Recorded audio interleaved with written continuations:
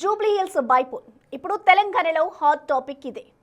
ఇక్కడ ఎవరు గెలుస్తారు, ఎవరు ఓడుతారు అనే దానిపై చాలా ఫ్యాక్టర్స్ డిపెండ్ అయి ఉన్నాయి. అందుకే అధికార పార్టీ ఇక్కడ ఎన్నిక ప్రచారంపై స్పెషల్ ఫోకస్ పెట్టింది. గల్లీ లీడర్ నుంచి మొదలు పెడితే సీఎం రేవంత్ రెడ్డి వరకు ఇప్పుడు ప్రచారంలో బిజీగా ఉన్నారు.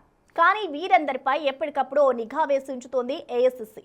ప్రచార తీరుపై ఎప్పటికప్పుడు నివేదికలు అందుతున్నాయట. ఇంతకీ ఈ నివేదికల్లో ఏం తేలింది? అసలు ప్రచార శైలిపై హైకమాండ్ రియాక్షన్ ఏంటి?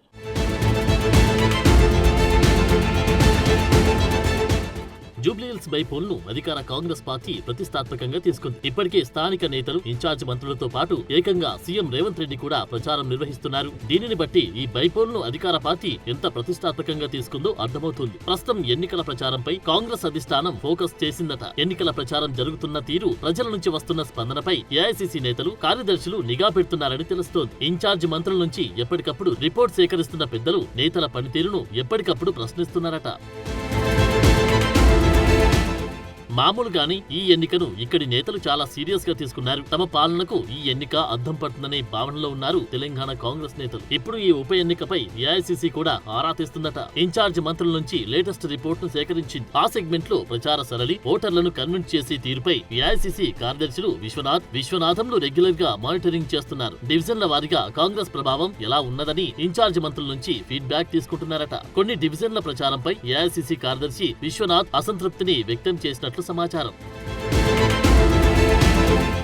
రూరల్ సెగ్మెంట్ల తరహాలో ఇక్కడ పనిచేస్తే ఎలాంటి ఉపయోగం ఉండదని సున్నితంగానే ఇన్ఛార్జ్ మంత్రులకు సూచన చేసినట్లు సమాచారం. అర్బన్ ఓటర్లు ఆకట్టుకునే విధంగా క్షేత్రస్థాయిలో నేతలు పనిచేయాలని ఆదేశించినట్లు తెలుస్తోంది. మరోవైపు ఇప్పటి వరకు డివిజన్లలో జరిగిన ప్రచారం తీరు, పార్టీ మైలేజ్, అభ్యర్థి గ్రాఫ్ వంటి వివరాలు వెంటనే ఇవ్వాలని ఏఐసీసీ కార్యదర్శి కోరినట్లు తెలిసింది. వారం రోజుల పాటు క్షేత్రస్థాయిలో పనిచేయాలని, ఎట్టి పరిస్థితుల్లో నిర్లక్ష్యం వహించవద్దని నేతలకు నొక్కి చెప్పారట పార్టీ పెద్దలు.